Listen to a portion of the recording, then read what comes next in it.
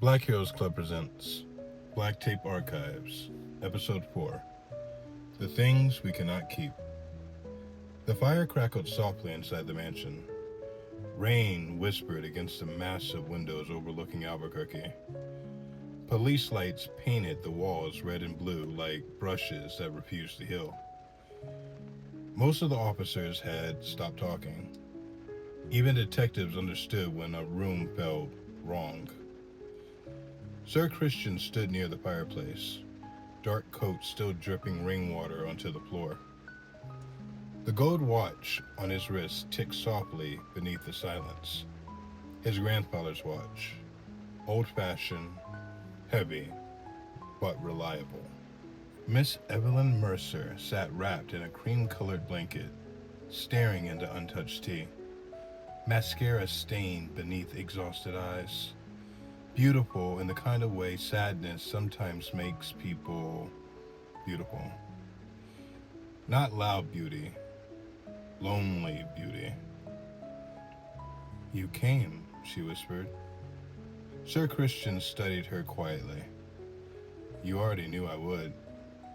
A faint smile crossed her face before disappearing just as quickly. That answer had hurt her. He noticed immediately. Sir Christian always noticed. If it was breathing patterns, tone changes, the tiny pause before someone lied. People thought his greatest strength was fighting, but it wasn't. It was empathy.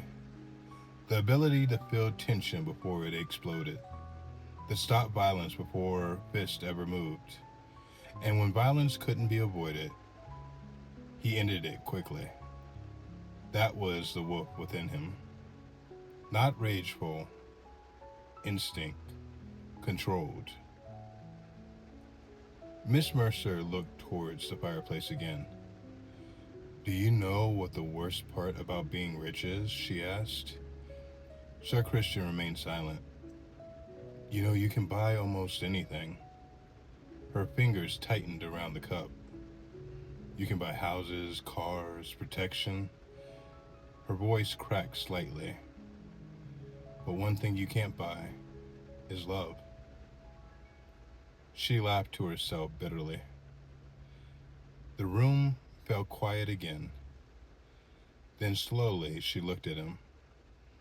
And suddenly they weren't standing in a mansion anymore. They were elsewhere. Years ago. A jazz bar downtown on a rainy night. Blue lights, slow music floating through cigarette smoke. Sir Christian had been younger then. Less scars, less tired, still dangerous, just not as disciplined. Evelyn Mercer wasn't Mercer yet, just Evelyn. A woman sitting alone at the end of the bar pretending not to cry into expensive whiskey. Sir Christian remembered the exact moment he noticed her. Because lonely people recognize lonely people. That was the curse. And maybe it was a gift too. "You remember that night?" she asked quietly. Sir Christian's jaw tightened slightly. "Yeah, I do." "You know, you never asked me why I was crying." "Well, you didn't want me to." A small smile touched her lips. "No," she admitted. "I wanted you to just sit there and pretend not to notice." Sir Christian remembered everything. The jazz singer softly humming old blues in the background, rain against the windows, her perfume. The way she looked at him like she wanted to disappear and be seen at the same time. Just one night. That was all it became. One night talking about dreams, regrets, fear, and time travel. One night where neither of them lied about who they actually were.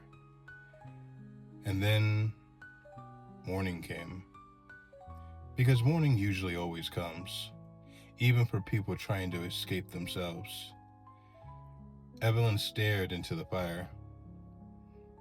You ever meet the right person at the wrong time? She asked softly. Sir Christian didn't answer immediately. Outside, thunder roared across the city. Yeah, I have. The fire crackled loudly, and for a second neither of them looked away from each other. And then Adam entered the room. Sir, we found something downstairs. Sir Christian didn't move yet. Evelyn spoke first. He built Chronos for me. Adam froze. Sir Christian finally looked towards him. Explain. Evelyn stood slowly. Well, he believed that if he could control time, he could recreate the exact moment that I had stopped loving him. Silence filled the air. Adam looked confused, but Sir Christian understood immediately. Because heartbreak made people irrational, and powerful men became dangerous when they couldn't accept rejection. They would become obsessed. Evelyn continued. Every night he replayed memories, conversations, tiny moments. Tears formed in her eyes. He thought love was mathematical and predictable. Sir Christian's expression darkened slightly. But love isn't math, he said quietly. No, Evelyn whispered. It's timing. Then softly, almost like she was speaking to herself, Evelyn recited, some people spend their whole lives trying to own the moon, only to realize the moon was never theirs to keep. The grandfather clock upstairs suddenly creaked. Adam jumped slightly. Sir Christian didn't. His breathing slowed instead. Control your breathing. That was the first rule. Fear sped time. Panic stole reason. But calm? Calm stretched seconds. Sir Christian stepped towards the hallway slowly. That strange instinct inside him rising again, like an animal hearing movement deep in the woods. Then he stopped, because he heard it. Breathing. No, not Adam's. No, not Evelyn's. Someone else. Slow. Controlled. Watching.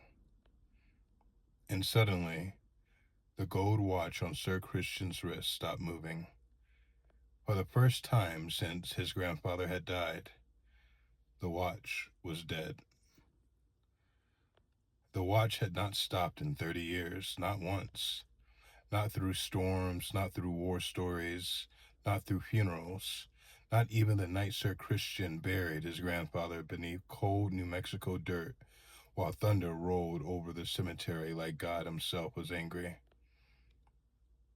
Always moving.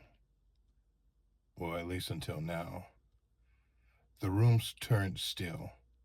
Not quiet, still. Like the mansion itself was holding its breath. Adam instinctively reached for the pistol beneath his jacket. Sir Christian lifted a hand slightly. No. Adam frowned. Sir, someone's in the house. I know. His voice stayed calm, too calm. That was what unsettled people about Sir Christian. The calmer he became, the more dangerous the situation usually was. Evelyn stared at the dead watch on his wrist. Fear touched her face for the first time that night. Not fear of intruders, not fear of police, fear of memory. Sir Christian slowly removed the gold watch from his wrist. Heavy and cold, silent. His grandfather's voice echoed in his head like smoke drifting through the old woods. One day it will stop, grandson. He remembered being 8 years old, on the porch outside his grandfather's cabin near the Sandia Mountains. Summer wind moving through the trees, crickets humming beneath moonlight. The old man sat beside him, sharpening a knife slowly, while the watch rested in his palm. Young Christian had stared at it for hours. "Why do you love that thing so much?" he asked. His grandfather smiled faintly. "Because time is an illusion." Young Christian frowned. "What does that even mean?" The old man handed him the watch carefully. It felt enormous in his tiny hands. "You see, grandson, people think time moves forward like a straight line. But time moves like water. It bends, remembers, and repeats itself." The watch sounded louder back then, almost alive. "You know, grandson, time travel is real." Young Christian laughed at this, but his grandfather didn't. That was what made the moment frightening. The old man leaned in closer. "There are rules to this." The wind outside shifted suddenly. The trees creaked. Even nature seemed to listen when his grandfather spoke. "You don't break those rules," the old man continued quietly, "because the moment you think you control time," his eyes darkened slightly, "time reminds you who the prisoner really is."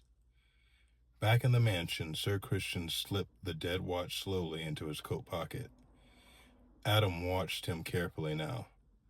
No, not like a detective watching another detective, but like a man realizing his friend might know things he shouldn't. Upstairs there was creaking, footsteps, slow and measured. Evelyn's breath hitched. "That's impossible," she whispered. Sir Christian looked towards the staircase. "No," he said. "Impossible is usually just an expensive expression." Thunder cracked outside hard enough to shake the windows. Then the light started to flicker. Once, twice. Darkness swallowed the mansion for half a second, and during that half second, Sir Christian smelled cigarette smoke. Old smoke.